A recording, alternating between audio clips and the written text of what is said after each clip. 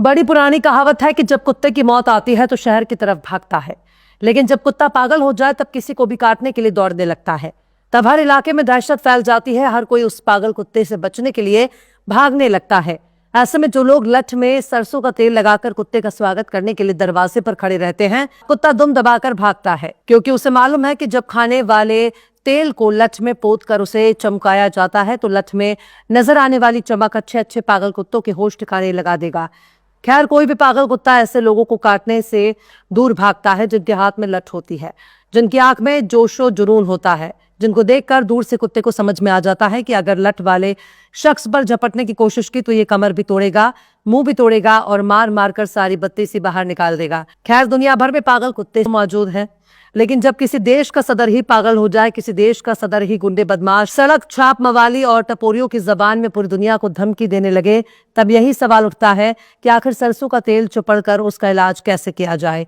ऐसे में सवाल उठता है कि क्या कोई माई का लाल पैदा नहीं है जो लठ में तेल पोतकर ट्रंप को उसकी औकात दिखाए। ऐसे में ईरान के पास इलाज हाथ लग चुका है। ईरान ने अपने 7,000 साल पुरानी लठ में सांडे का तेल पोतकर कई दिनों से अमेरिकी फौज का इंतजार कर रहा है, लेकिन अब ट्रंप बाबू हार्मुज में फंसने से भाग रहे हैं, क्योंकि ईरान कर देगा ट्रंप की तशरीफ लाल। सलाम, नमस्ते, सत श्री अकाल। मैं हूं आपके साथ हर्षिता मिश्रा और आप देख रहे हैं टाइम्स मेल। ईरान की पिटाई से खौफजदा ट्रंप ने अब हार्मुज से भागने में ही अपनी भलाई समझी है। क्या पता कब ईरान तशरीफ लाल कर दे, लिहाजा ट्रंप ने सीधे सीधे ऐलान कर दिया है कि जिसे भी हार्मुज से अपनी जहाज ले जाने में दिक्कत पेश आ रही है वो खुद ही अपनी प्रॉब्लम से निपटे। मतलब बंबई की लोकल जुबान में ट्रंप कह रहे हैं कि अपन इधर का डॉन है, बोले तो किंग, लेकिन अपने को ईरान से कोई लफड़ा फफड़ा नहीं मांगता। जिस भी भाई लोग को दिक्कत हो वो खुद इससे निपटे। ट्रंप ने कहा कि अगर किसी को जेट फ्यूल चाहिए तो अमेरिका के पास मौजूद है, आइए हमारी दुकान से खरीद लीजिए, और अगर हार्मुज से ही तेल चाहिए तो खुद हिम्मत दिखाओ। यानी ट्रंप ईरान के सामने सरेंडर हो चुके हैं। ईरान 1 महीने से लठ में तेल लगाकर अमेरिका का इंतजार कर रहा था, पर अमेरिका ने ईरान को बहुत हल्के में ले लिया था। अब ट्रंप को इतना समझ में आ गया है कि ईरान ही है, इसे इराक समझने की भूल नहीं करना चाहिए, इसे सीरिया समझने की भूल नहीं करनी चाहिए, लीबिया समझने की भूल भारी पड़ गई है, इसे वेनेजुएला समझना महंगा पड़ गया। ईरान ने अरब में मौजूद अमेरिका के तमाम मिलिट्री ठिकानों को नेस्तनाबूद कर दिया है, चुन चुनकर अमेरिकी फौजियों को मार रहा है। पर सवाल तो उठता है कि 1 महीने से हार्मुज खुलवाने के लिए सबसे ज्यादा ट्रंप बाबू ही उछल रहे थे, हथियारों की नुमाइश कर रहे थे, fighter jet, B-2 बम्बर, air refuelling tanker, यहाँ तक कि चलता फिरता उड़ता हुआ रडार और कंट्रोल कमांड सेंटर दिखा रहे थे। तो आखिर ईरान ने इनको कैसे हवा निकाल दी? जितना भी हवा अमेरिका नाम के गुब्बारे में भरा हुआ था वो निकल चुका है। ईरान ने अमेरिका नाम के गुब्बारे को फुस कर दिया है। ट्रंप बाबू अब नाक रगड़कर ईरान से दूर जाना चाहते हैं। अमेरिका के बड़े बड़े एयरक्राफ्ट कैरियर समंदर में डूबने से बाल बाल बच गए। ईरान के मिसाइलों के रेंज से बाहर निकलने के लिए बड़े बड़े एयरक्राफ्ट कैरियर और वॉरशिप 9-2-11 हो गए, जिसकी वजह से अमेरिका के हाथ खाली हो गए। अमेरिका के जितने भी सहयोगी मुल्क थे उन सब ने बारी बारी से ट्रंप का साथ छोड़ दिया। ट्रंप बाबू खुद को सुपर पावर समझ रहे थे, पर मासूम बच्चों का खून पीने वाले, बच्चों का कत्ल करके गोश्त खाने वाले दरिंदों पर कैसे यकीन किया जा सकता है? अमेरिका का सबसे बड़ा सहयोगी खुद इजराइल है।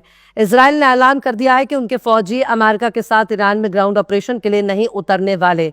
खैर, इजराइल तो बित्ते भर का देश है। अमेरिका ने इसे अपने हथियार, गोला बारूद और मिलिट्री सामान के जरिए मजबूत बनाया है, लेकिन इजराइल को भी मालूम है कि अमेरिका के बिना उसका कोई वजूद नहीं है। हमास जैसा फिलिस्तीनी संगठन ही इजरायलियों को उखाड़ कर समंदर में फेंक देगा, क्योंकि फिलिस्तीनियों को अच्छी तरह से मालूम है कि उनके घर, मकान, खेत खलिहान पर 70 साल से जिन लोगों ने कब्जा किया है उन कब्जेदारियों से कैसे निपटना है। जिस नाटो पर अमेरिका को इतना घमंड था वो नाटो तो खुद ही ट्रंप से दोस्ती का खामियाजा भुगत रहा है। हालत यह है कि नाटो ने अमेरिका को ही अकेला छोड़ दिया। ट्रंप बाबू नाटो को बुज़दिल बोल रहे हैं, कायर बोल रहे हैं, पर नाटो के मुल्क कह रहे हैं कि ये लड़ाई तुमने हमसे पूछकर शुरू नहीं की। तुमने ये लड़ाई जिसके साथ मिलकर शुरू की उसी के साथ जाओ, अपना हिसाब किताब करो, हमसे कोई मदद की उम्मीद ना करना। ट्रंप बाबू ब्रिटेन से भी बहुत नाराज चल रहे हैं, ट्रंप बाबू फ्रांस से भी नाराज चल रहे हैं, इटली से भी नाराज चल रहे हैं, जर्मनी से भी नाराज चल रहे हैं। हर उस नाटो मुल्क से बेहद नाराज हैं जिसने ट्रंप बाबू को ठेंगा दिखाया। अब ट्रंप बाबू का दिल टूट चुका है और ईरान के खिलाफ हर मोर्चे में उतरने का फैसला अब वापस ले रहे हैं। वो हार्मुज में ईरान के साथ कोई लड़ाई नहीं चाहते, क्योंकि अगर लड़ाई हुई तो ईरान लठ से मार मार कर उसको समंदर में डुबो देगा। उनको पीट पीट कर समुद्री मछलियों का खुराक बना देगा, समंदरी जानवरों का निवाला बना देगा। अमेरिका अपनी औकात बखूबी समझ रहा है, चाहे वो ईरान के नाम पर अपने बाल नोचने पड़े, फ्रांस के नाम पर नथुने फुलाने पड़े, चाहे यूरोप को गुस्से में अपने दांत दिखाने पड़े।